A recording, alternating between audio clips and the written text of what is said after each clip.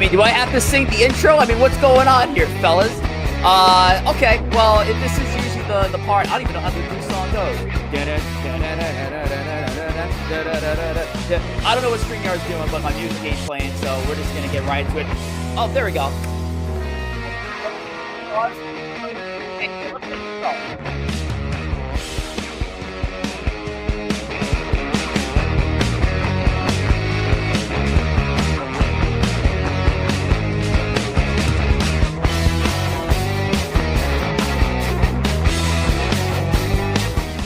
We can confirm. Are live. This is episode number 126 of Empire State of Baseball on this Tuesday, May the 27th, 2025. Airing on Instagram, X, and YouTube. And as always, powered by StreamYard. I don't know what's going on, gentlemen. We're having a lot of technical issues to start off today's edition of Empire State of Baseball. But here we are, Corey Favs, off the heels of Memorial Day weekend and the unofficial start of summer. Yeah, listen, let me tell you what, Memorial Day weekend, if you're going to rank weekends throughout the course of a year, I think Memorial Day weekend might be my number one. I'd probably put Thanksgiving weekend number two, very close number two, but I think Memorial Day weekend is my favorite overall weekend. Baseball's on TV. If you're into hockey, you're into basketball, you got playoffs going on there. Big Knicks fan, obviously. So hopefully they can get another W and keep the series going, tie it up.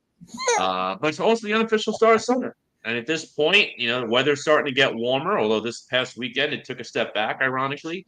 And summer's my favorite season. So overall, I could not be happier that we're in the end of May. And by the time we do this episode next week, it'll already be June, believe it or not. 100%. And with sticking with that Memorial Day vibe, the one thing Corey Favs over the last few years now, let alone this start of the 2025 season, we've talked about Memorial Day being that first official checkpoint of the 2025 of the regular season. That's where we can kind of judge where our teams are at based on the standings, where they're projected towards, where the trajectory is. And tonight we have that for you. So it's the first checkpoint episode of Empire State of Baseball. Now, typically we're a quartet. And we kept to it because we replaced Tom officially with Teddy and Joe's in the top right corner. Hey guys. Yeah, what's going on, Joe? Hey, what's going on, guys? I am on full-time dad duty tonight as my wife has other arrangements. So we're going to see how cooperative this little one is tonight. So I think he's enamored by the lights right now. And he's being okay. He's been better than he's been all day today, which has been quite fussy, to say the least. He's already made more Zalian points than Tom has all season long. So shout out to the new T in the house, Mr. Theodore. All right, well, we have a fun episode for y'all. Like I mentioned, it's a checkpoint episode, so this is going to be great to get into. A couple of things. First of all, for those out there who are watching the New York Knicks and watching us on the side, we thank you so much. It's obviously a massive playoff game for the New York Knicks. I recognize that. We all know that. It's a must-win for the New York Knicks, I'd say.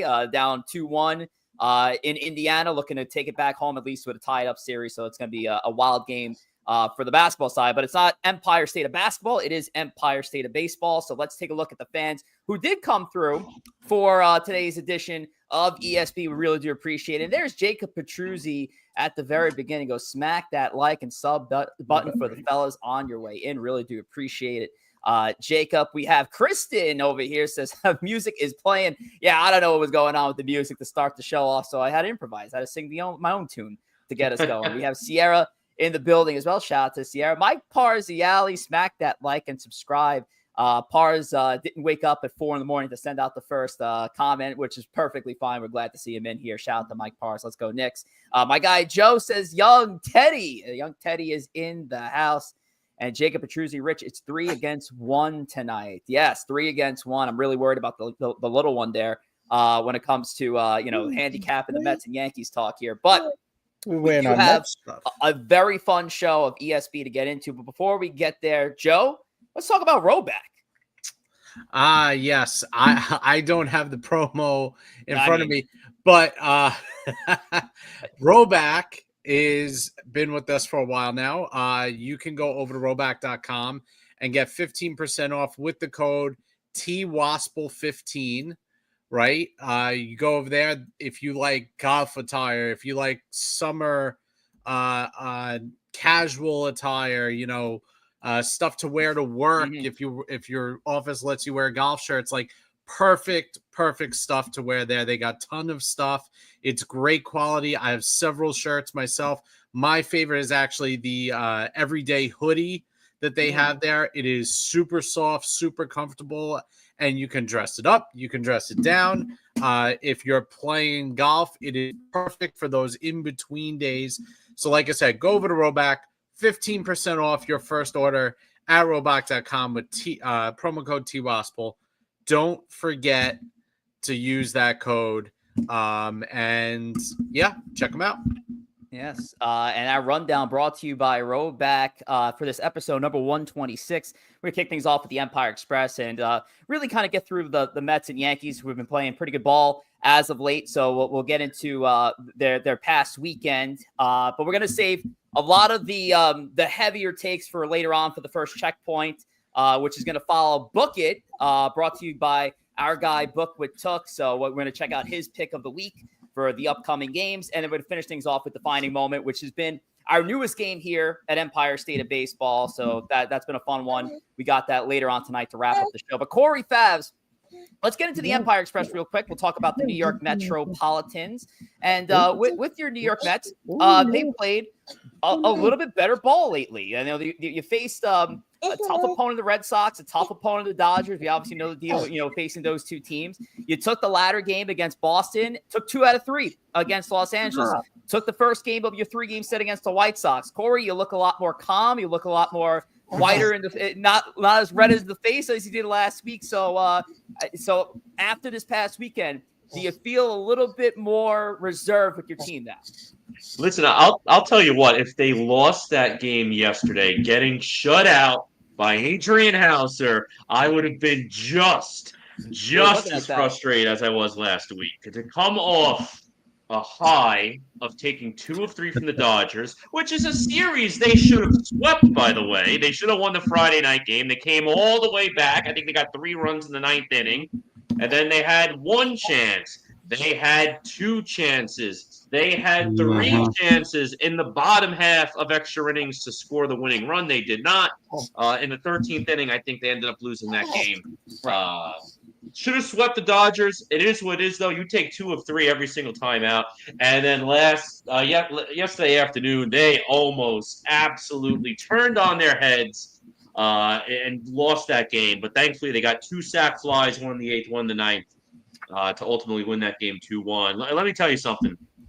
I'm still feeling a bit mixed with the team, but ultimately, I will take a week of ugly wins as opposed to a week of great games that you end up splitting and losing. So just keep winning games. That's all I ask for. Just keep winning games. Am I feeling great about the team? Not really. But I do feel a little better than last week. They got to clean up their act a bit, but hopefully tonight the offense is starting to wake up. They're up 5-2, end of 3. Okay. So maybe this is the sign of things to come. There you go. Now, Joe and Corey and Teddy, you go from ugly wins to ugly teams in the schedule. Now, when I'm looking at the schedule ahead, listen, you look at this and you're feeling good about your team's chances to win games. Now, I have to ask, and I'll start with Joe and go to Corey, when it comes to facing opponents of this caliber, and knowing what the expectation level is with your team, and trust me, the Yankees went through themselves facing the Rockies this past weekend. Is the expectation always going to be like, yeah, we're going to stomp these guys out? Or is there like a level set where these are still major league teams at the end of the day and everybody's got to play everybody? Yeah, I mean, again, it's hard to say that you need to sweep anybody. That's a tough statement to make. But when you have 2 series like this in a row where it's the bottom 2 teams basically in baseball, the idea is 5-1. Right? So that implies there is a sweep in there somewhere, but whether that's the White Sox or the Rockies, I don't think it really matters much, but you need to go 5-1 in these 6 games in particular. If you lose one, like yesterday would have been a typical loss that you would take after an ultra important series in the Dodgers. That's the kind of letdown game that you usually had. The Mets almost had one, if not for the walk-off by Francisco Lindor. So you come into that and you kind of say, okay, maybe a sweep isn't on the table for each one of these. The Yankees just played Colorado. They got beat a game. We know that that's a possibility. So I would say I need 5-1 from these 6 games. Whether one is against Chicago, one is against Colorado, I don't really think it matters. But at the end of the day, that's my goal, 5-1. And like I said, you come off and you beat the Dodgers 2 out of 3. It doesn't matter if they're a little beat up right now. You beat the Dodgers 2 out of 3. The lineup's completely healthy. The pitching remains to be seen, but that's a great series win. Now the Mets have to play after Colorado. They got to go into Dodger Stadium for a 4-game set. You need to win 2 games to win the season series. And we found out how important those tiebreakers are last year. So this will be an important series in Dodger Stadium, but the Mets only have to win 2 out of the 4 in that series for that series to be success. Tom, where the hell did you come from? This came from another world. Oh, okay. Well, at least you finished that sentence. Corey Favs, now same question to you when it comes to facing teams like the White Sox and Rockies. Yeah, I completely echo what Joe said here. I really want 5 of 6, especially with that big 4-game set with the Dodgers coming up next week. Ultimately, these are series you have to take advantage of, and that's what the Philadelphia Phillies did. They had a 9-game win streak, and it's because they were going against opponents like the Rockies, for instance, and they're just going in there and cleaning house as a good team should. And that's why the Phillies are in first place right now, is because they took care of business versus the bad teams. Now, the Mets earlier in May hit a tough part of the schedule. Now they're on an easier part of the schedule. So you really want to go take advantage of it while you can. I want 5 of 6. It is what it is. If they lose 1 game, maybe it's tomorrow. White Sox are not a good team, but they're a much better team than the Rockies. Also, the game time tomorrow was supposed to be 7, bumped up to 1 because of rain, and the weather's supposed to be miserable. They still might get a delay tomorrow. Or an issue, but they had no shot of playing at night, so they rightly bumped the game up. So maybe you drop that game tomorrow. It's going to be a weird game, but you have to take advantage versus the bad teams, and I really want 5 of 6 for this next 3 game for this current week going into that 4-game set versus the Dodgers next week. And Jacob, you are 100% right. I see his comment. If the Mets lost yesterday, Corey's going to rant again. Oh, I would have been ranting, man. Let me tell you, I would have been ranting hard. Corey, but thankfully I could breathe today. It was almost so out of character for a lot of folks in here. Like, I've known Corey for years, so this is Corey. Like, Corey's had this with him. Like, the 2023 Metropolitan season was Corey Favs just ranting at his phone for like 10 seconds to a minute, based on how bad of a loss it was. I remember one time you just filled your toilet and you're like, "This is what the season looks like." I Down remember. the shitter. That was insane stuff. But coming off the Empire Express with the Mets, let's head over to the Yankee side. Before we do that, let's take a look at some of the new commenters here. And our ESPN's own Sierra Petit's in the building. Says Baby Teddy, but Baby Teddy's comment is blocking Baby Teddy here. Sierra, what are we doing here? Shout out to Jack Esposito. Says hi, hope all is well, and Sean Browning in the building as well. Shout out to you guys. All right, Tom. Let's get into some New York Yankees business here. The Yankees been playing great ball. I mean, there's no other way to really cut it. 14-4 in their last 18 games. They're a win away in this series against the Angels from taking 7 straight series. Within those 6, or could be 7. They had the sweep in there with Texas from last week. Still leading in most offensive categories, climbing in there with pitching categories as well, because the starting pitching staff has been something else. And I know we're going to get a lot more into it later on today. But as far as just like the past week's concerned, the Yankees lost a game against the Rockies, which hurt, but they still won a series there. I mean, the message here is just keep winning series, right? It's the message for, I feel like we're kind of a broken record with both of these teams, the Yankees and Mets, both good teams, both keep winning series, right? Keep stacking wins, stacking series. You're going to end up in a good spot at the end of the year. I think we would say for both of our teams, the regular season doesn't matter. Not that it doesn't matter, but we're not going to be content on what happens with the regular season with how talented both of these teams are. So just keep winning games, winning series. This is, I don't know if this is going to be part of your kind of recap. So if I'm stepping on something, go for it. The AL East kind of stinks. We thought it was going to be good. I was going to talk about it. It stinks. The Red Sox stink. I mean, Tampa, they blow and they're in second place. I mean, the AL East is bad. So the Yankees just kind of need to just keep doing what they're doing. They're 13 over 500. And hey, do your best. Win the division. Try to get that 1 seed and let's go. Just keep getting better. I think the team, we're going to get into it, needs to improve still, and I think they can. But yeah, they look good. They went into Colorado. They lost that first game, and Colorado hasn't won a series all year, and it would have been embarrassing for them to have their win their first series against the Yankees, and then the Yankees handled business. I went to LA. I feel like, I don't know if the stats would back it up. I feel like the Yankees always play poorly in LA against the Angels, and they back LA here. Yeah, I feel like they were sleepwalking at the beginning of that game. Then I went to sleep, and then they scored runs. So that was good. Maybe I should go to bed earlier tonight and just kind of put that away. Big series coming up against the Dodgers, but again, also not really a big series because it's not like it's no bigger than any other series. We're not chasing the Dodgers in the league for best record or whatever. So I know it's good. People are gonna make a lot of big deal of the World Series rematch. And again, it's gonna be fun. But yeah, whatever. The same thing as like the Mets. Like don't care. Hope they win the series. Like I hope they win every series. But whatever.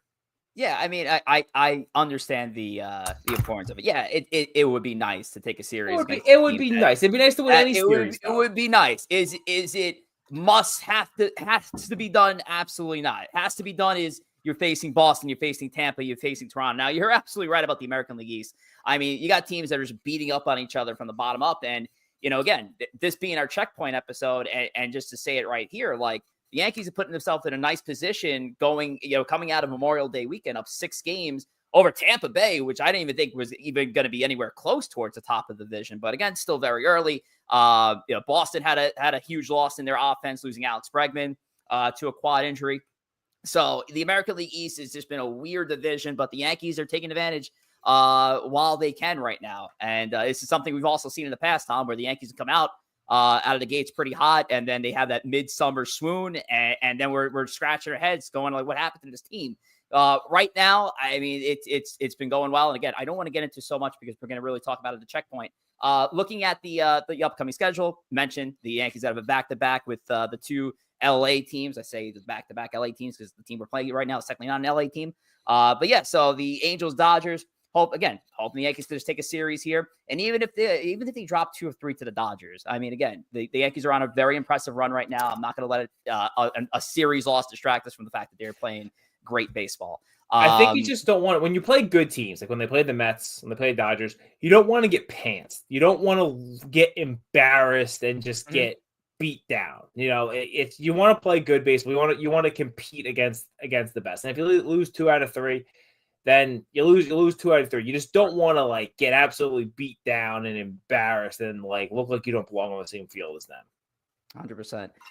We're gonna move forward because again, we got a whole other segment that's gonna cover a deep dive into our teams later on tonight. So I want to save a little bit when we get there. But I want to shout out some other members of the chat here. Matt Tooker is in the building. Our own book with Took, which we're gonna get into real shortly, says Teddy is the star of the show. Sierra comments, don't let Teddy's cuteness distract you from the fact that he's a Mets fan. Oh, no. What is he's rocking the Francisco Lindor shirt. Why Lindor here, Joe? Why not Pete, Juan Soto? Because Lindor is the one that Target had. But Lindor was a leading candidate anyway. But there you go. Little Frankie there. Well, a little Teddy representing a little Frankie jersey. Love that. We're going to get into the bucket. Before we do that, let's talk about Instagram. With Instagram, we're going to go over to Corey Favs. Corey, take it away.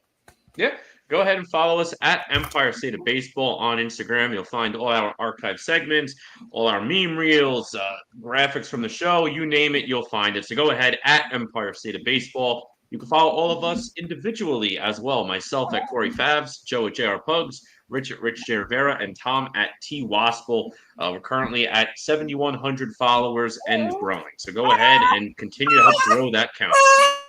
I just heard my fiance just yelp, yeah. I know she's got the Knicks game on along with the ESB on the mobile device. Knicks just took the lead. That's why. It looks like it's 24-23. I saw the Knicks were chasing before. So monitoring the game 4 of the conference finals as well between the Pacers and the New York Knicks. Big game for the Knicks tonight. Yep. But let's get into, actually, while we're on it, since we got a little bit of time here, Corey Favs, real quick. I know it's not a basketball show. Are you feeling confident? Do you feel like they have a chance to get back in the series? What's your thought process there? I'm feeling 60-40, 40% confident. I think the game 1 loss was such a bad loss. Now, granted, the game 3 win was a phenomenal win.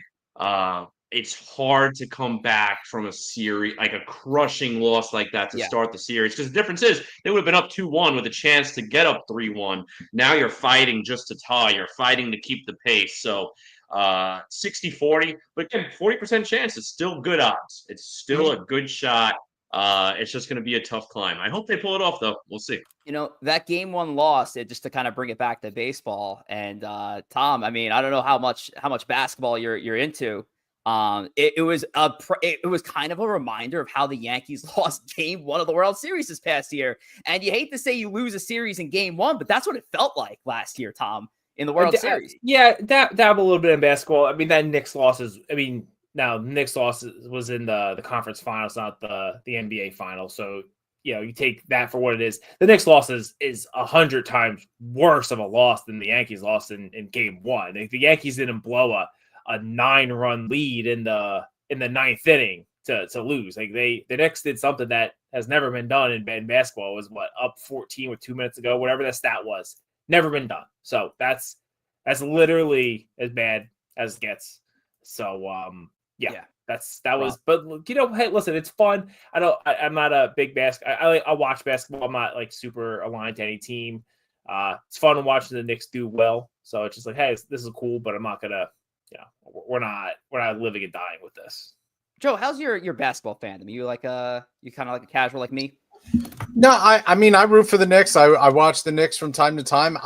My problem is the NBA product is so abysmal that it's really hard for me to get into the season itself. As far as the Knicks concerned in this series, I mean, that's probably one of the worst losses in Madison Square Garden history. I mean, that's up there with, a couple of Ranger game 7s. To blow that lead, it was brutal. So as far as the Knicks are concerned, they have to win tonight. They're not going to beat this team 3 games in a row in the Pacers. The Pacers have too much talent. They have too much determination. So the Knicks have to win tonight. They make it 2-2. They even if they lose game 5, they can win 2 in a row. I can't see them beating this team 3 in a row. Right. Yeah. Tough team. Halliburton really playing into that. Oh, that Villa roll towards the fans with the Reggie Miller choke sign. Oh man, it's some crazy stuff. Luckiest shot here, win that game 1-2. Luckiest shot. Luckiest shot. Like everything seems to just trickle in for them. It was that was like the theme throughout these first 2 games. Slick goes, Rich, ask Joe if Carlos can crack the Mets rotation now. I don't know what this in reference. Carlos Carrasco? Absolutely not. Yeah. Well, no, he wouldn't. And you guys have recruits on the way. Well, I mean, whatever. We'll talk about it in a little bit. All right, let's get into bucket. We wasted enough time talking about the NBA, so let's get into Chooch's Took's pick here, presented by Book with Took. Now, usually we have a video for you that Took plays. Unfortunately, we didn't get the video. That was on me. I was able to follow up with Took in time, but he did get his pick, which is just as important. So his pick here. He's got the Yankees versus the Dodgers. I mean, it's a good series to pick. It's the World Series matchup. He's got the Yankees taking 2 out of the 3 games, and he's got Jason Dominguez as the player to watch. And as we've seen, and listen, even if you're new to this, you can look at the box over to the left. It says overall 2-8. It's not been a good year for Took's picks, guys. So when we're looking at this set here, Tom, we'll start with you and go around the room here. What is your prediction? Now, if the Yankees sweep, is Took still wrong? If the Yankees sweep, He's still wrong. I'll give him half credit. You know what? I'll throw him one. It's been a bad season of Book with Took. This first season of Book with Took. I'll give him the point. I'm gonna say it's wrong, and that's how I'm gonna convince myself that it's okay that he took the Yankees in the series. I just want to be competitive, right? These series don't. We're not gonna get all bent out of shape about the series, the rematch. We'd like to see the Yankees win. I like the Dominguez pick. I feel like he's been trending. And, bright star, bright lights. I feel like he's not going to shy away from it in LA. So I like it. Joe, how about you?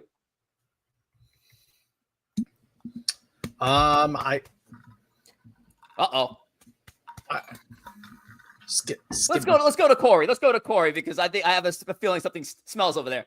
Corey. Well, listen, I hate the Dodgers. It's regular season. You don't want the Dodgers doing good. So let's go Yankees. I hope the Took is right. And I got Dominguez in 2 leagues. He's a prospect in the league that half of us are in, and I have him in our dynasty league that a couple of us are in. So I hope Dominguez has a phenomenal week. I hope the Yankees beat the Dodgers because I hate the Dodgers. So let's go Took.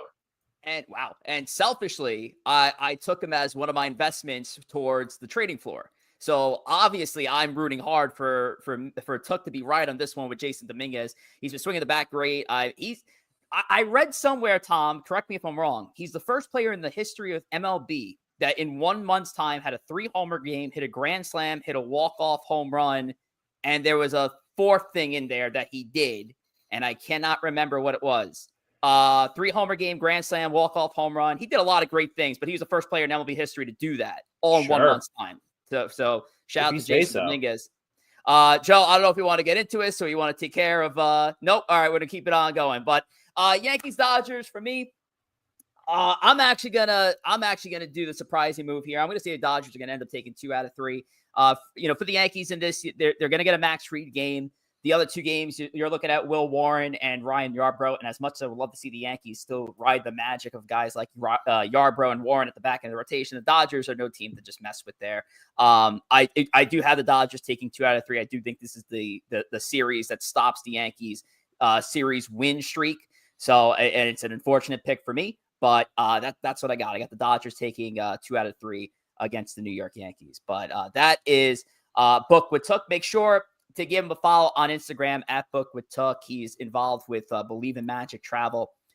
They help with the booking vacations for Disney, resorts, Universal Studios. All the information is on his Instagram page. So if you're looking to book one of those trips, we got, halls, the unofficial start of summer kicked off here on Memorial Day weekend. So for those who are still trying to figure out what their end of summer plans are going to be, go over to Book with Took, give him a follow, and make sure to contact him if you're looking to book with Disney or Universal Studios or any of those great theme parks down in Florida. Make sure to check it out. Okay, from that, let's touch on YouTube. Joe, can we talk about YouTube or no? You want me to talk about YouTube? I can talk about YouTube. So let's. He just started sleeping, so you do the promo. I want him. Okay, we're going to get into it. We're going to do the YouTube promo before Teddy wakes up. Okay, so for YouTube, make sure to like, share, and subscribe to all the videos here that we got on YouTube. We got archive clips for you. A lot of Corey Favs' is fantastic memes that he created over on Instagram is over on YouTube. We're a little bit under the 470 mark, so we're getting pretty close to that 475, which is a nice number there, and getting even closer to 500. And once we hit 500, we're going to have another giveaway episode. Last time we did a giveaway episode, we were giving away autographed baseball cards. So make sure to tune in for that when we get down the line. But to get there, we need that subscriber count to go up just a little bit. So if you're watching us and you're not subscribed, I don't know how you're doing. First of all, you're watching us over the Knicks game if you're a basketball fan. Secondly, you didn't even subscribe to us. So subscribe to us. Make sure to do that. Make sure to keep the lights on. I got a lot of lights here. I got a light up here. I got lights flashing on me. The headlights are here. The laptop. Dude, we lose subscribers. All these lights come off, and that's it. No show. It can't be done. So make sure to give us a subscribe on YouTube at Empire State of Baseball. And also make sure you go back to last week because we clipped, the Corey Favs, Joe Pugliese rant. And that was hilarious. And I don't know between Joe or Corey who clipped that, but that was great. It was YouTube gold, as Jason in the chat had said. So make sure to go check out that video because that was a lot of fun. But let's get into it. Well, we're going to talk about the checkpoints. Before we do that, here's some more comments that are coming through here. Kristen asks, Does Tom play poker too? Tom, you a poker player? I could dabble a little bit in some poker. More of a blackjack guy, but Do you bring the sunglasses to the poker table? No, I mean, no, that'd be ridiculous. Why would you wear sunglasses inside the house? We have Matt here goes, I might hate Halliburton more than Lindor. That's crazy.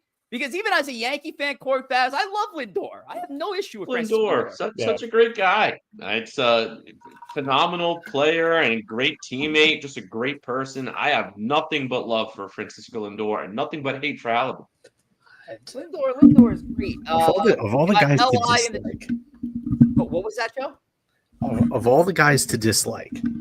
Of all the guys to dislike, right? Li goes, what's up, guys? Shout out to Li. This is his best take today. All right, let's go. What we got here, Sean? Martian hit homer from both sides of the place during the 3-homer game. That was it. That was the fourth thing I was missing. So he had home runs on both sides of the place as a switch hitter, 3-home run game, grand slam. That all happened in one game. Those 3 happened in one game, and then he had the walk-off. First time that's happened to any MLB player over the course of a month in MLB history. Okay, let's get into it. It is time for the first checkpoint. Now, as I've been kind of plugging for the last few weeks, we look at this time of the year, Memorial Day weekend, as the first century mark for the season to kind of analyze where our team is at. We're going to do this 3 times throughout the year. This is the first one. The second one we'll do around the trade deadline. The third one we'll do right before the playoffs. So that'll be, I think those are good times to figure out where our team is at. But right now we're in the early stage of this and there's still a lot of ball left. But as I mentioned earlier, I think having a nice pad in any division at this time frame, you feel good about your chances. And you know that at this point, your team's going to be a buyer. I mean, it's going to take an historic drop-off to be a seller at this point going into the midseason deadline. So, Corey Favs, we will start with you on the Mets side of the house. And let's get into your checkpoint analysis. And like I said, 5 minutes interrupted. So I'm going to start my timer once Corey starts talking. So, Corey, take it away. Oh, there we go. I love the timer. Anyway, do you guys say, I think for the New York Metropolitans right now, as upset and pissed off as I was last week, the actuality is they're meeting expectations. The first 6 weeks of the year, they were far exceeding expectations, in my opinion. I mean, I did not expect them to have the best record in baseball, and that's what they were doing at the start of May. I did expect this team to be in the playoff hunt the entire season. When we did our preseason prediction show, I did have them winning the NL East barely. I think I had them winning by like 2 games at most. So right now, the New York Metropolitans, in my opinion, are meeting expectations. They're right up there. They're wild card number 1 right now. It's a little bit disappointing because, again, they were the best team. But, if you would have told me this back in March, I would have 100% signed up for it right now. Pretty much exactly where I want them to be. They just hit a little bit of a cold patch the last 3 weeks or so. So hopefully they'll start to continue to turn it around. They did have the last good few days here. But they're meeting expectations is the moral of the story. Next, I want to talk about the pitching. And the reason why the New York Metropolitans are 12 games over 500 at this point of May is because of the pitching staff. And right now, they still, to date, lead the league in overall team ERA. I did not foresee them leading the season in ERA as a team, but they are at 279. The next best team is the Kansas City Royals at 310. The next best National League team is the Giants, 5th overall at 327. So the Mets pitching staff continues to exceed expectations there. And it just tells me that this pitching lab, it's real. We actually have something here. The Mets have an eye for talent when it comes to pitching, trying to find the diamonds in the rough, trying to move resources around from one spot to another. So I have nothing but good things to say about the laboratory. Look at a guy like Griffin Canning.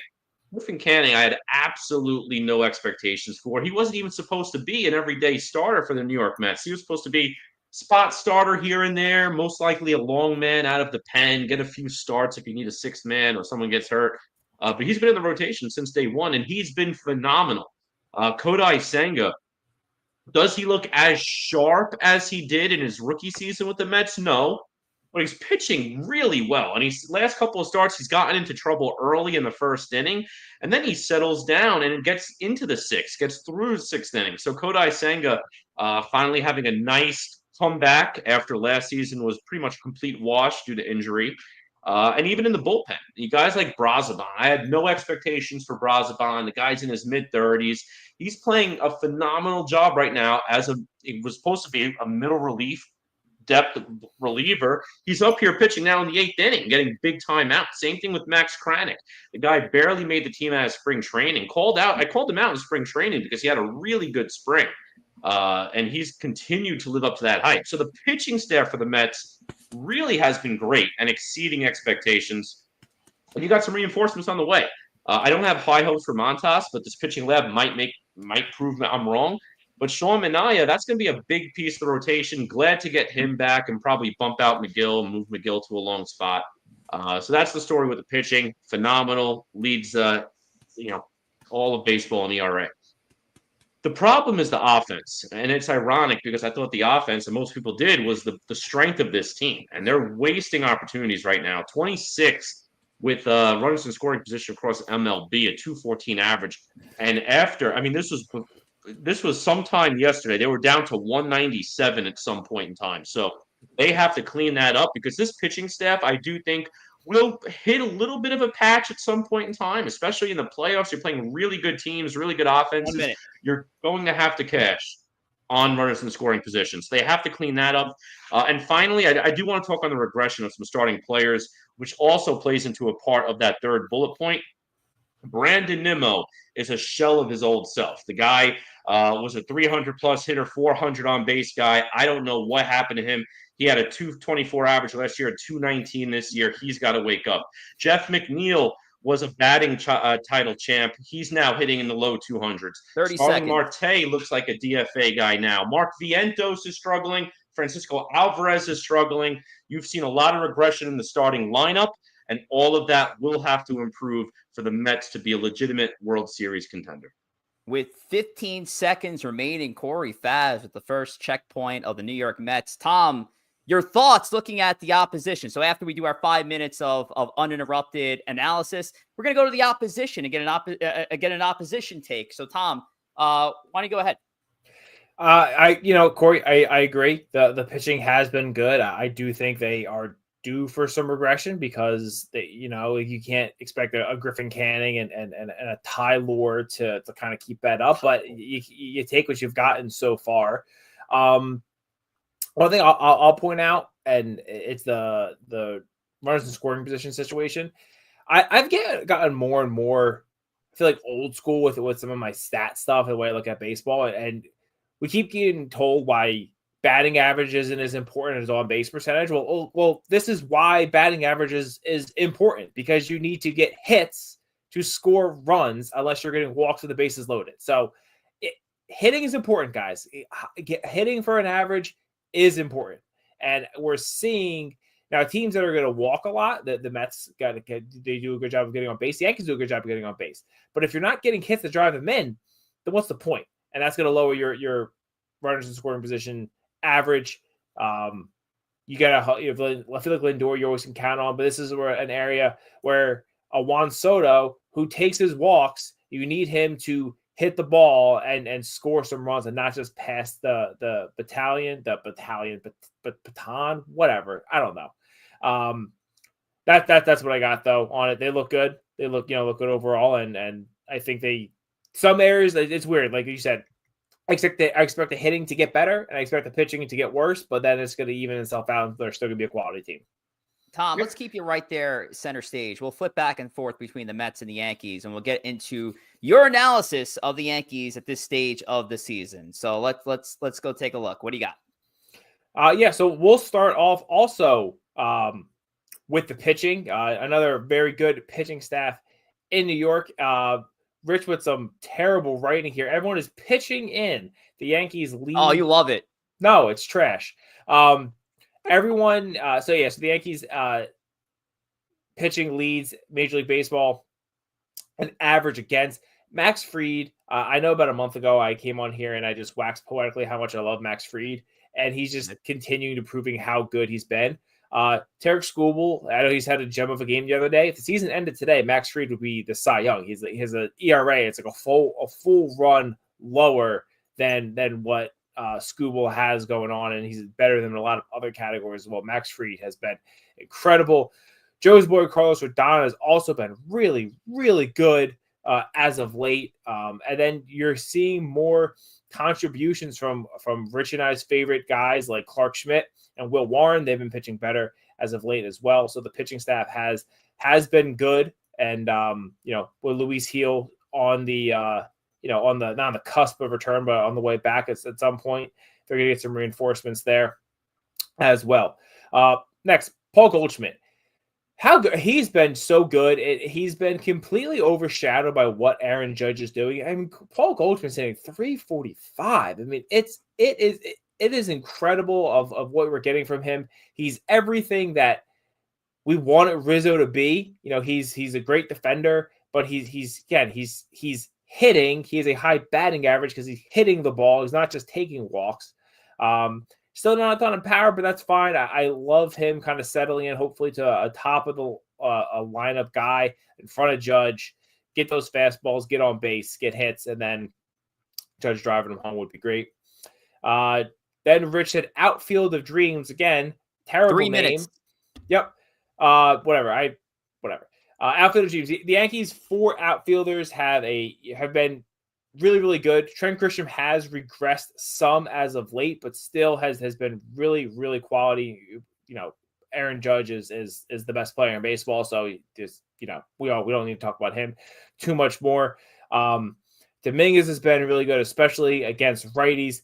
Bellinger's heating up. The Yankees have a great just mix out there in the outfield, and it's just whoever they roll out there, you feel good about. Finally, I talk about some upgrades. The Yankees are going to need to get some better offensive production from second or third. And that's probably going to have to come through the trade market. I know Cashman had quotes this weekend saying looking for a right-handed hitting third baseman who can play good defense. I know people are going to point to Arenado. I don't know if they want to go that route. 2 minutes. But I think we need some improvements there. Peraza's been really good defensively at third. Which we like to see. DJ has had a couple moments at second. He's played some good defense at second, especially in that series against the Mets. I just don't know how much you can count on him. I would like to see the Yankees improve in an area in the infield offensively. Volpe also, we don't have time to get into the whole Volpe thing. Joe and I might eventually just tag team the Yankee nerds on Twitter and just put him in a headlock and then shove him in a toilet and give him a swirly. Hey. Because Volpe has, if you look at his stats, they're good, but if you watch it every day, because you have to watch baseball with your eyes, you don't always see it out of them. So I think we need some upgrades there to really get this train on the tracks. All right, with 1 minute and 6 seconds to go here, Tom. Joe, I don't know if Joe's in a position to speak, but Joe has the opposition take, and he's going to speak very lightly because Teddy's sleeping. Go ahead, Joe. Yeah, let's see if he can go through my speaking without waking up. Listen, the Yankees have had a great first half. I think the most important thing for the Yankees right now is the AL East is a mess. The Red Sox clearly aren't as good as we thought they were. We don't really know what Toronto is. The Baltimore Orioles are just the worst team in the AL, which was completely unexpected. So I think the Yankee thing is keep and maintain the lead and get there. They are due to have regression, not necessarily from anybody else, but their stars. I mean, Fried's not going to have a 1.2 ERA all season. Judge is probably not going to bat 400. So once these guys do start to slip a little bit back towards reality, because let's face it, those stats are not reality. Those stats are stratosphere stats, are video game stats.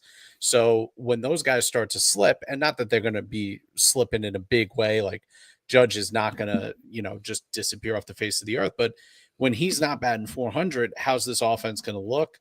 I agree with you. I think it's surprising when we came into the season, we figured that Volpe and Wells both had to be key contributors to take the next step for the Yankees to be good. The nerds can say that Volpe's taken the next step. I don't think he has. And I don't think Wells has really looked all that great himself. And the ironic part is it's come from Dominguez, who they had high expectations. And the first 2 months, it's come from Ben Rice, who, since the beginning of May is now batting 212, has kind of come back to earth a little bit. So all of these things, it's going to be interesting. They're going to get Stanton back. They just got DJ back. They're going to get Jazz back. So it's going to be more of the mainline guys back in there. And it seemed so. The question is, are those guys going to be able to offset a little bit of a decrease from Judge, probably a little bit of decrease from Fried? What we're going to see. I think that's the key part. But I think the division at this point is the Yankees to lose. I don't see anybody really. The Red Sox would need to add a top tier pitcher for me to take them seriously. And the offense isn't bad for the Red Sox. I just don't know where the challenge is going to come from the AL East. I think the Royals are good. I think the Tigers are good. I think the teams out west all can be threats. So it's not like the Yankees are going to have a cakewalk, but to the World Series again. But I think as far as the division is concerned, I think it's the Yankees to lose at this point. All right, Joe, while we have you on the big screen and while we're trying to stay quiet for little man right there, who's doing pretty well. He's doing pretty well. By the way, I like the soft-spoken Joe. I don't know why I'm soft-speken. I'm like in a whole different state. Let's get into Joe's checkpoint on the New York Mets. We'll flip back to the Mets side of it. Go ahead, Joe. Yeah. So here's the thing about the Mets. Soto's been getting a lot of criticism. And listen, it has not been a Soto start for him, but you got to remember, this is an elite baseball player. He's got 8 home runs, 361 on base percentage, and 770 OPS. If you look at Bryce Harper's numbers, he's actually very similar to Bryce Harper to start the year. Harper did not have a great start to the year. Only recently has turned it up, and now Harper actually exited the game with an elbow injury today after taking a pitch off the elbow. So have patience. This is a 15-year contract. This is not a contract made in the first 2 months of the very first year. We have seen plenty of Mets have bad first years. I know it's a different level of expectation for Soto, but at the same time, this is not the guy to worry about. He's hitting 130 with runners in scoring position. That is not going to stay the way it is. He's not going to hit ground balls at the rate he's hitting them. He is going to be fine. It may take a little while. His first year stat line might not be what you expected after year one, but again, we have 15 years of this guy. This is not going to be a problem. We are overreacting, and again, the Mets are in perfectly fine position to deal with the fact that Soto is not hitting up to his standard. This team, when Soto is hitting up to his standard, is going to be a force to reckon with. So I just preach patience. Everybody's piling on the guy. They're also acting like he's not been a productive player. He has been a productive player. It's not as productive as you'd like, but at the same time, he'll be just fine. We'll have this conversation again by the All-Star break, and then we'll have the final conversation at year's end to see where he's at. So that I'm not worried about him at all. Recruits the rotation. Minaya and Montas are going to return. Tyler McGill, although he's pitched okay today against the White Sox, is going to lose his spot in the rotation. And Paul Blackburn's also coming back, but the Mets don't really have a spot for him at the moment. So the rotation is going to get reinforcements. They've done a phenomenal job. Peterson looks phenomenal. Griffin Cannon, I don't know what they gave this guy, what they prescribed to him, what they put in his Wheaties, but he looks like a completely different pitcher. He looks like an absolutely productive major league pitcher who knows how to pitch. And the Mets have figured something out with him. He is going nowhere in that rotation. I love that acquisition for them. That's why I call it David Stern special right there. A DSS, we'll call that David Stern special. So as we get a little bit of regression from the starting pitcher, we're getting reinforcements. So I don't have great hopes for Montas, but Minaya was our best pitcher last year. So I expect Minaya to come back and be a very, very productive a player for the Mets this year. Minute 45. Next is no place like home. They're 20-6 at Citi Field. I remember a time when the Mets couldn't be above 500 in their own building. That has changed. And because that has changed the vibe around the team. Citi Field is fun to go to. Fans want to come to the games. Fans want to show up and support this team. They're having fun. They're singing "My Girl" with Lindor, and they're rooting their team on, and they're getting results for it. Steve Cohen said, "Hey, I wasn't happy with the attendance last year." Well, guess what? The Mets have now put themselves in a position where you can't debate whether or not you're buying a ticket. You're going. They're 20-6 at home. There's something to watch. Huh?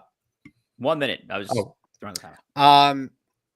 And last off, is the main focus of improvement is going to be hidden with runners in scoring position. They're second worst in the NL with 214 average. Again, that goes with Juan Soto being about $130 with runners in scoring position. These are not statistics that are going to hold. Soto's not going to be that bad. Lindor has 3 walk-offs this year, so Lindor is not going to be that bad. At the end of the day, if that's the biggest problem that the Mets have, I can anticipate that that's going to get better. I think that is going to fix itself over time. It's a fickle stat anyway. It's not one that you can bank on year in and year out. We know that, or even month to month. So I think the Mets are going to be fine. They're going to be in a dogfight for the division the whole year. 3 with 3 seconds remaining there. There's Joe with the analysis of the first checkpoint. So let me check Joe. Look at Teddy still out cold throughout all that. That's impressive work right there. Good stuff. By young Teddy. But Joe, I'll touch on the Mets at least from this point here. Yeah, I mean the thing with Juan Soto. I mean, listen, I think Yankee fans, especially the ones that are a little more sensible than the ones that are outrageous over Juan playing across the East River now. We know that Juan Soto is a lot better than what performance he's putting out. And listen, his performance thus far has still been pretty good. 770 OPS plays, a 361 on base percentage. That's Juan Soto. So Soto is going to get, once he gets onto his hot streak, this Mets team is going to rip off some record-setting wins over the next couple of months here. So not worried there in the slightest. The recruits to the rotation is interesting. You know, with Minaya and Montas coming back, I mean, the Mets right now, you have 4 guys that I don't think deserve to lose their spot in the rotation anytime soon. You have Kodai Senga, David Peterson have looked great. Clay Holmes has looked fantastic. Clay Holmes is living up to Corey Favs' early season prediction of him being an all-star this year. I mean, he's looking great. Griffin Canning, as you were singing his praises before, he's been awesome. So it's interesting between Minaya and Montas. You know, seeing what he did last year, I would expect Minaya to hold on to a rotation spot. I don't think you guys is going to switch to a 6-man staff middle of the year. I'm more curious to see what Montas can bring in a bullpen role, which is something he hasn't been a part of, but he can't stay on the field. So at this point, you might as well try him in something different. I know the Mets are going to a 6-man rotation. So part of this is going to be the 6-man rotation. But if Minaya, Montas, and Blackburn all come back within the next month, that still leaves one guy too many. Right. So I'm taking McGill out of the rotation. Yes, no 100%. questions asked. Yeah. The next one is a bigger question mark because Cannon has earned his spot. I'm sorry. I don't care what he's paid. He has earned his spot in the rotation. Senga is obviously there. Peterson is there.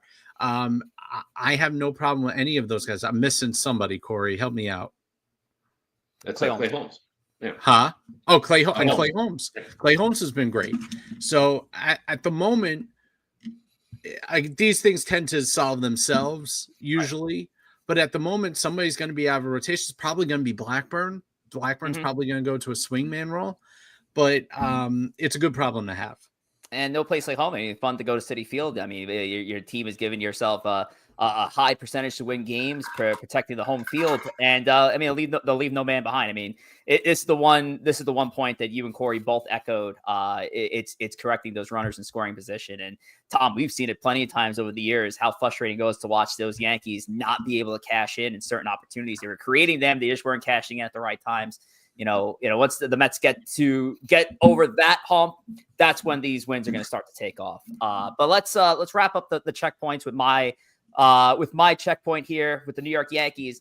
And we start with the first point. Plan B is working. I was going to say Plan B is a success. That was my first thing, but I want to wait until we get towards the end of the season and see if it was truly a success here. But this was the correct route for the Yankees, and it's showing. They're getting efforts from their offense with Cody Bellinger, Paul Goldschmidt. I would say with Bellinger, he's got the toughest job in all of baseball, protecting the best hitter in baseball today, and he's been great over the last month.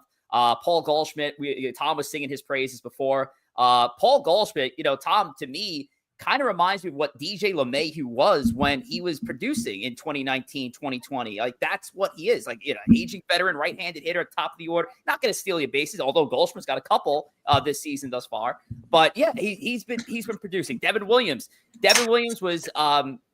was not great this first month, being out of close. They switched him out. He's been phenomenal ever since. He's one of the more dependable relievers the Yankees have had. So Devin Williams has really checked in. And Max Fried, I don't know if we can sing the praises of Max Fried anymore. I mean, he's been fantastic. I don't know what the Plan A offseason would have looked like if the Yankees had signed Juan Soto, but I could tell you one move that probably does not happen is Max Fried. And I can only imagine what the Yankees rotation would be like right now without Max Fried at the top of the mix right now. So Plan B is certainly working. Yankees first place in the American League East at a 33-20 record. MVP. I don't say it 3 times because it's a chant. I say it because it's a spoiler alert, folks. Aaron Judge is going to win his 3rd MVP this year. I mean, thus far, he's been fantastic, just hitting under 400. He just got under the 400 mark, and we're almost entering June. He's just putting up video game numbers, a 1.248 OPS, 18 homers. He's been incredible. It'd be nice to see him chase that batting championship for an individual stat, but obviously the most important thing is, can he reflect this production where it matters most in October?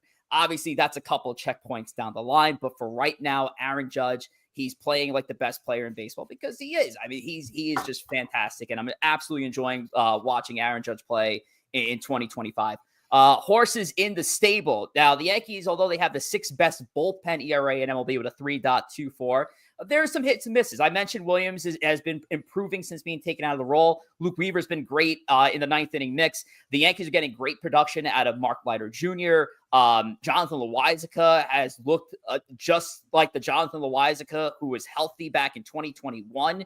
You're getting some younger performances from younger guys like Hedrick and Yerry De Los Santos. I do worry about the middle relief a little bit, and that was the one thing I think the Yankees were kind of missing going into the season. Yes, you got Devin Williams, and you improved that back end of the bullpen, but there were still guys you had to replace. You lost Clay Holmes, you lost Tommy Kahnle. You didn't really go out and get somebody. Fernando Cruz, great trade, and it sucks that he's currently on the IL right now. He's looked amazing, to start this 2025 season. I think the Yankees, when you get into the trade deadline talk, I think they are one left-handed reliever short. I can't name a good lefty off the bat that's going to be available by the trade deadline, but that's going to be something where I think the Yankees have to address that area, along with second base and third base, which Tom was mentioning before. I got 2 minutes and 30 seconds, so I got a lot of time here. The Stanton problem. And it's not really a Giancarlo Stanton problem. These things are a good problem to have. Joe was just talking about it before, what the Mets are going to do when guys like Montas and Blackburn and Manaea return. What are the Yankees going to do when Giancarlo Stanton's back? And who is going to get demoted? Either be demoted from his starting role, like Trent Grisham, or is it just going to be straight up demoted from the major league level of AAA like Ben Rice right now? And Ben Rice has produced well. Yes, he's calmed down a little bit. He's still trying to hack the first base position. And I think I think that the writing is on the wall that that's probably going to be the most expensive, the most expendable player right there in Ben Rice. And it's unfortunate. He was off to such a great start. He's still trying to learn this position. And I think him going down to Scranton may help him get back on track to the first. We don't know what the first base position is going to be in 2026. Paul Goldschmidt might be here. He might not be here, but it's good to have somebody ready to take on that position. Ben Rice has got the power, all the underlying metric support, from barrel rates, exit velocities. He's been phenomenal. Trent Grisham's been great on both sides of the ball. And again, there's a bit of a regression there, and you got to start to think when Stanton returns, Grisham's probably going to be out of a starting spot on this roster, and he's has to revert back to that 4th outfielder. And it's, again, a very deep outfield. It's a very good guy to have on your bench when it comes down to it. It's just unfortunate the guys like Grisham and Rice who have been performing will have to take a demotion when Giancarlo Stanton returns. But the Yankees could use it. The Yankees have gotten surprisingly super left-handed.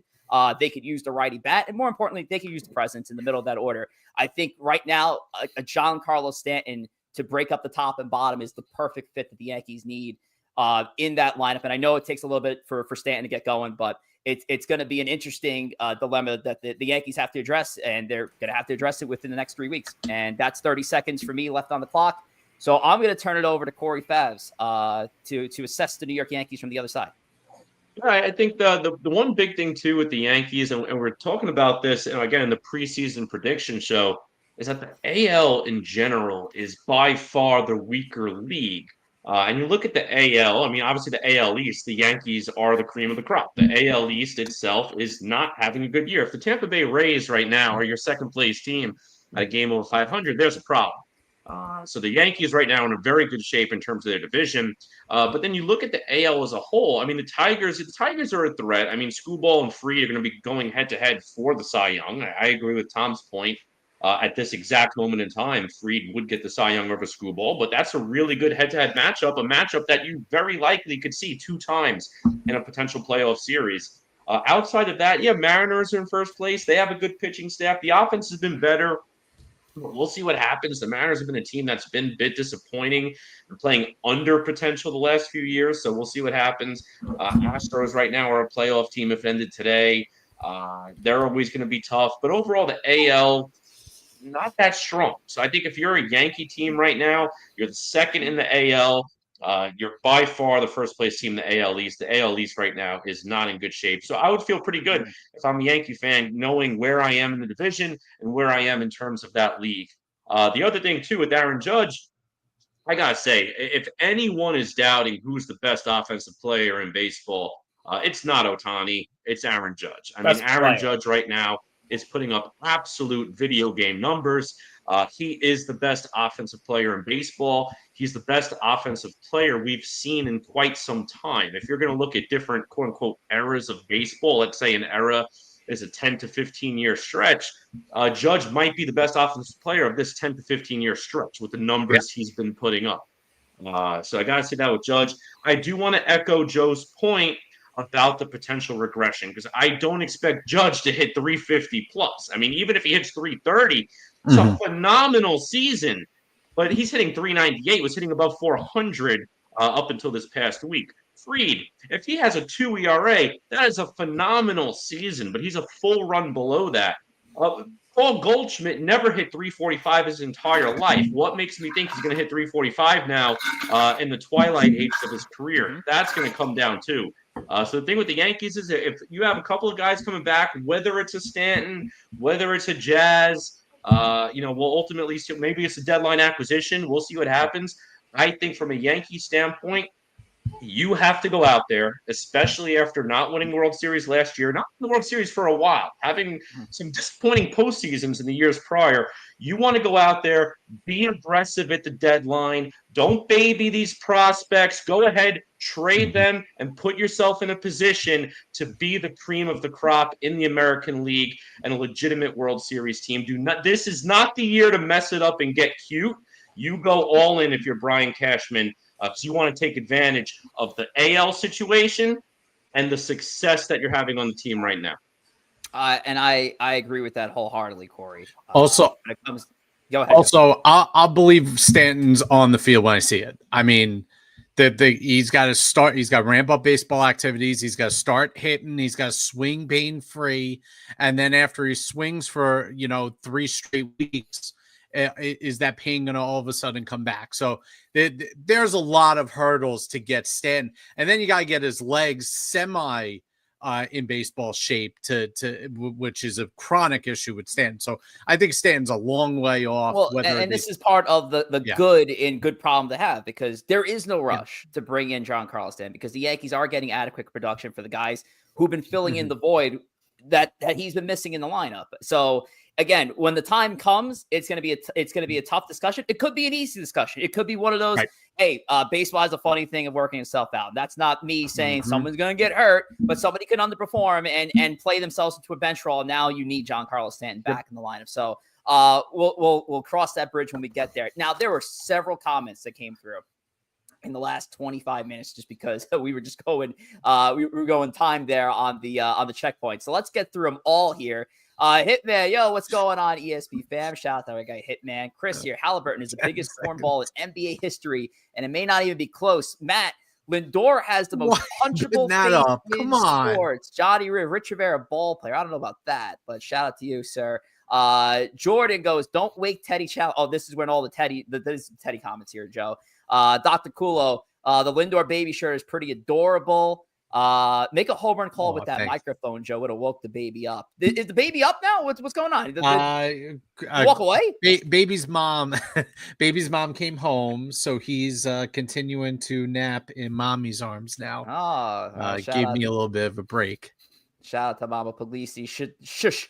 Don't wake the baby. Rich's Burners entered the chat. Joey Bagados. I just came here to tell Joe that Volpe has better numbers than Soto. You want to address that? I mean, come on, guys. What are we doing here? Also, just not true. Soto's got 8 home runs. Volpe's got 6. This is the problem I have with these Volpe stands. Let me go on a rant because now I don't have the kid. No, we don't. Joe, we don't have time for this. I gotta sit on Twitter and listen to these jackasses tell me that his barrel rate is up 4%, and that's why Volpe's an actually good player. Watch Volpe. Watch the guy play baseball. He's not. First of all, if you're saying he's your 8th hitter and a decent defender and he's going to hit 230 and you can accept that, fine. We can all accept that. But the fact of the matter is the Yankees made you believe this was a cornerstone franchise shortstop. It's not true. And if I see one more, he's tied for 4th in AL shortstops and home runs with 5 other freaking shortstops, I'm going to lose my mind. Like, come on. Yeah, Correa's been hurt half the year. Correa's hurt. Just went on the IL. Come on, guys. What are we doing here? What are we doing? Shout out Cecilia. Happy Tuesday, chat. And Grace Monroe over at Uptown Sports. Nice to see Grace here in the chat. Your Red Sox fans are losing it, and I'm loving every minute. I will say about the whole when it came down to the AL East, the biggest team that's in the way of the Red Sox are the Red Sox. A lot of this stuff is self-inflicted what's going on in Boston. So more on that in extra innings. So let's get into our game. Actually, I'm sorry. Before we get to our game, we got to talk about X. We have to talk about X, Tom. At ESP Podcast, make sure to give us a follow. Subsidiaries at ESPNYM, at ESPNYY. Over at ESPNYY, we have our Yankee Spaces that run daily, Monday through Friday, Monday, Tuesday, Thursday, Friday at 1 o'clock, Wednesdays at 5 o'clock. Make sure to tune in for a Bronx Take on X. And also, after tonight's show, we're going to go live on X for extra innings, hosted by the entire ESP team. So make sure to tune in for that. Okay, it's now time for our game. Joe, let's take a look at the standings real quick because you're in the lead. Look at you. Yep, bud. as it's going to be all year. 11, I'm at 8. Corey and Tom tied at 5. It seems like Corey and Tom are just tied at the bottom every single week we do this. So, but without further ado, let's get into it. It's the defining moment, and with our first one is Joe. Let's see what you got for your Mets moment. I feel like this is unfair because I think it's handing Corey a cookie. But in this extra inning affair between the San Diego Padres and New York Mets, this player threw 9 innings, but was not credited with a complete game because it went to extras. The opposing starting pitcher was a 2-sport athlete from the University of Michigan who actually lost their starting job to the quarterback, Chad Henne. In the 11th inning, this player would hit a walk-off home run for a final score of 2-1. And the little nugget, myself and Corey Favs were at this ball game. Cute. What an adorable we were there, which is why I know it's Ike Davis who hit the walk-off to the Pepsi porch. It was the Pepsi porch, now it's the Coca-Cola. Yes. And it was Mike Pelfrey. I do not know the opposing pitcher. I forget the opposing pitcher, so that'll be fun. Unfortunately, I gave Corey two free points there. That was a top 3 game also I've ever been to. That was a fun game. Yeah, so it was Ike Davis who hit the walk-off home run in the bottom of the 11th, and it was Mike Pelfrey who had one of his best games of his career. I don't remember who they went against, though. So now we got to take some guesses. Chris Young. No. Good guess. I think Also Chris Young was on the team. That was pitcher Chris Young, obviously not offensive player Chris Young. 2010 Padres. Let's see. I don't think so, just because I feel like it would be a little more obscure than this. Jake Peavy. No. Paddock. Might have been a White Sox. Paddock. He's later though, right? Yeah. Paddock started 2010. It's 15 years ago, Tom. Oh, I didn't. Yeah. Like 26 years old. Yeah. Listen, man. I'm counting it. We're in the. That's fine. There are some decent names in this rotation. You have not actually guessed one of the names in the rotation. Okay, I got one last one, Joe. Okay, this has got to be it. Matt Latos. No, great guess. Great guess. I like that. That's a name. But no, I like it. I like what it means. Right church, wrong pew. He might have been a Met this season or like a year or two after. Chris Capuano. No, not Chris Capuano. Chris Young was on the team then, but just FYI. Who am I thinking? Matt Latos. What a guess. That was a really good guess. Doesn't mean anything though. This guy was considered their ace for a year or two. What the hell is that guy's name? He was an ace. I not by numbers standpoint, but they thought this guy was going to be the next big pitcher in San Diego. Pelfrey went the 9. Davis hit the walk-off. We're trying to figure out the pitcher on the Padres. I feel like I could see this guy, and I just can't. What the hell? Tom's got 1K. Corey's got 1K, but he's got 2 points, and I just K'd out. Jeff Shamarja. Ooh, Jeff Shamarja. That's Notre Dame right there. It's not. And I don't think he played for San Diego. Who was a San Diego Padre pitcher? God, I could name. Not Peavy. I guess. How is this guy's? Oh God, I was on the cusp. I don't even know if I'll be honest. I don't even know if I am on the cusp. I'm just I'm. I see 2 guesses. I don't think it's either. He also played for both Chicago teams and Toronto in his career. Tyson Ross. Oh no. Oh, that's a good guess, though, right? That was a good guess. I feel like it was like a rookie. Then I don't know. He's you talk 2 sport athletes. I feel like I remember him always looking super athletic. Good guess. So Tom and Corey each have a K left. Let's see. Went to Toronto, both Chicago teams. Oh, you said that too. We do not have any guesses right in the chat yet. Oh, really? That last one looked pretty good too. Toronto, both Chicago teams. That last one looked pretty good there by Hitman. I thought that was it.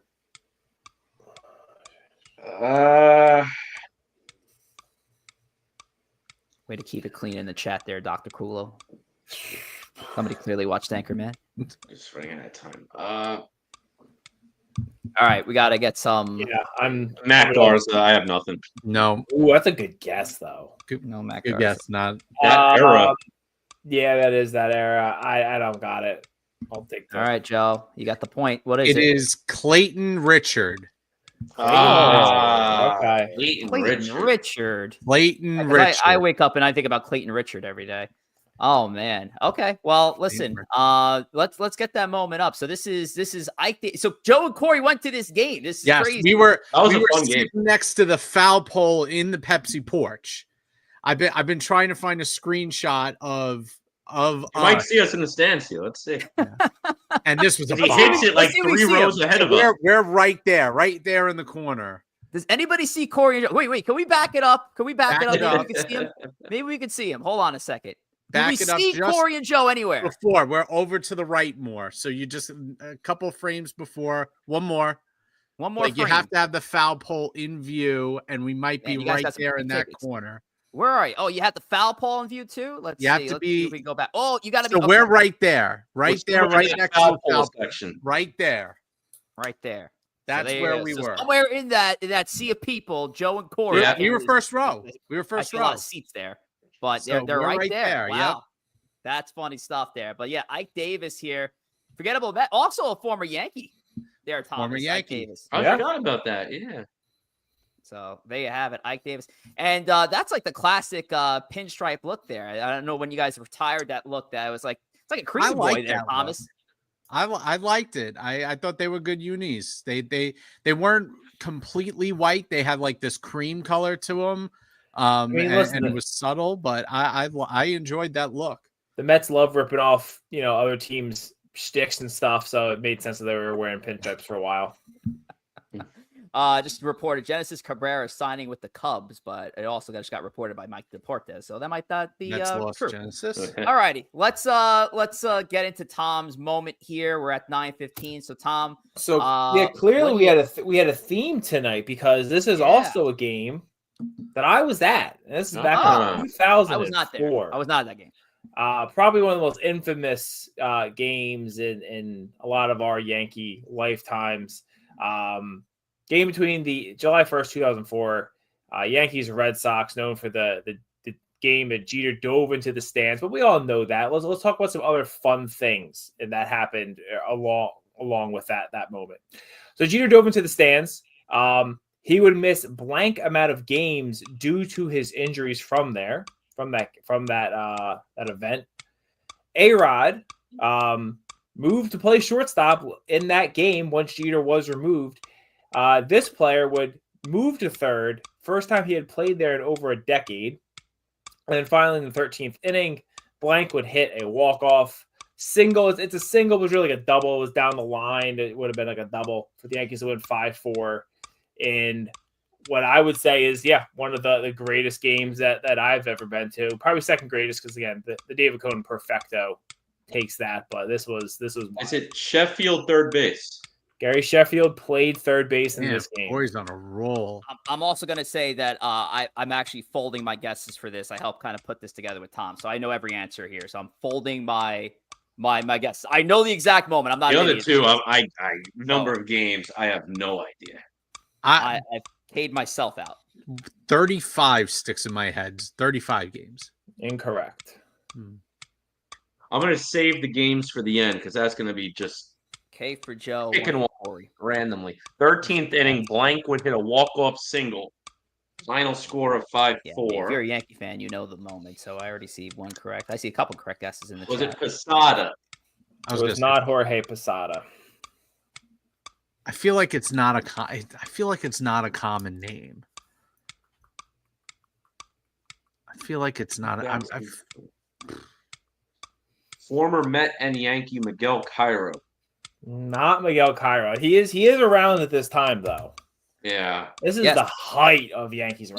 He had a big hit in that game, Thomas, that actually led to them having this walk-off moment.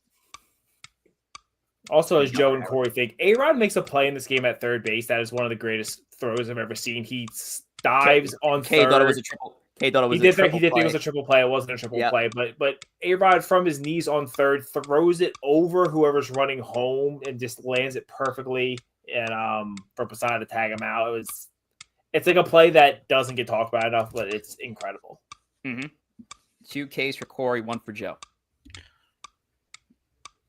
And again, what did I say?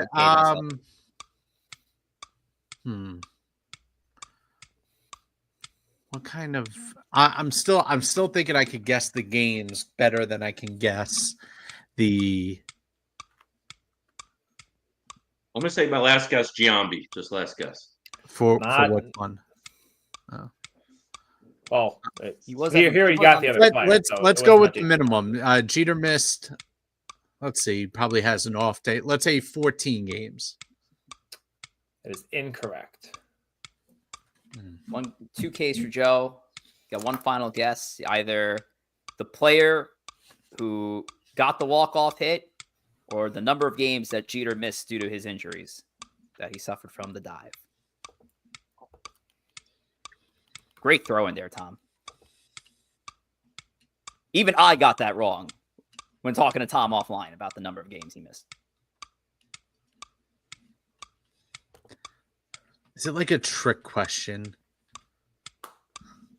Is it like he it's not a guess, but I'm saying it's like he missed like one and then I don't know.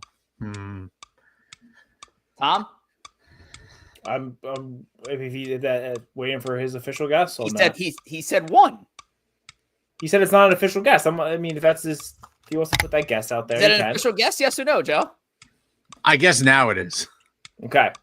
So Derek Jeter. So we're done, right? Yeah, we're done. Corey's out. Derek Jeter missed 0 games after that. The next that game was on a Thursday. The next day was a Subway Series against the Mets. And he walked 3 times in that game. So yeah, Jeter didn't miss any games. And the walk-off was John Flaherty, current Yankee announcer. So when you said Posada, you're on the right track, but it was John Flaherty hit the walk-off. There you go. Yeah. Let's get that. Let's get those 2 moments up. So first of all, we're going to start with the one most people know from this game, the infamous Derek Jeter dive into the stands. Now, Tom, this is one of those games I knew exactly where I was. I watched the whole game. This is one of those 2 games early in my Yankees fandom that certified that I was going to stick with baseball for a while here. This was a phenomenal. Yeah, and the fun, the fun thing for me being at this game, maybe not as fun, is so I'm sitting basically in the upper deck right where this happens, but in the old stadium, because the stadium is the upper deck is so steep, I didn't see it. You couldn't see. You saw him running. You saw, people reacting. I'd actually see it on the replay. Couldn't actually see Jeter fly into the stands. It was also one of the wilder games I've ever, like, just the atmosphere of that stadium was nuts. The fighting, it was, yeah. This is a Flaherty. They call it a walk-off thing. Off the bat, I thought he hit it out, but it's a walk-off. The Yankees gave up the lead in the top of the 13th there. I want to say it might have been Manny. Did Manny hit? Yes. I believe did Manny hit a homer?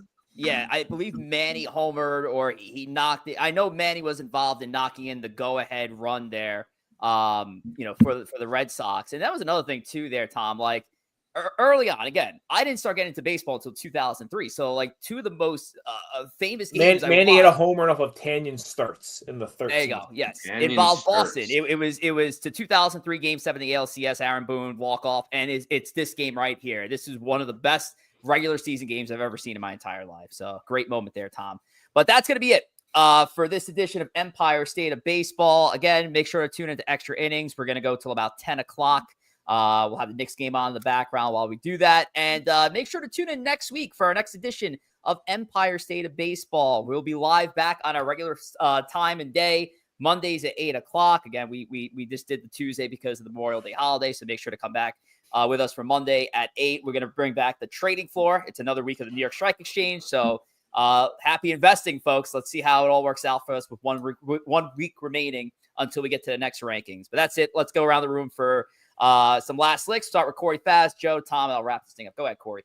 Listen, Memorial Day's behind us now. We're officially in the unofficial start of summer, so looking forward to the season ahead, and let's go Knickerbockers. Mm-hmm.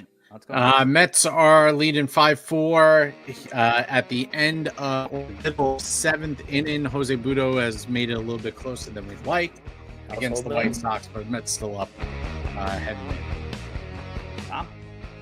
Yeah, fun show. Thanks for everyone joining in here, and looking forward to getting back to our normal Mondays next week. Tuesdays are rough. Wow, that's, I think, the nicest you've ever been for a last clip. Shut up. Okay, that was warm. All right, that's it for Empire State of Baseball. We'll see you next week. All right, for another edition of ESB. Have a good week. Let's go Mets. Let's go Yankees. Let's go Knicks. Take care.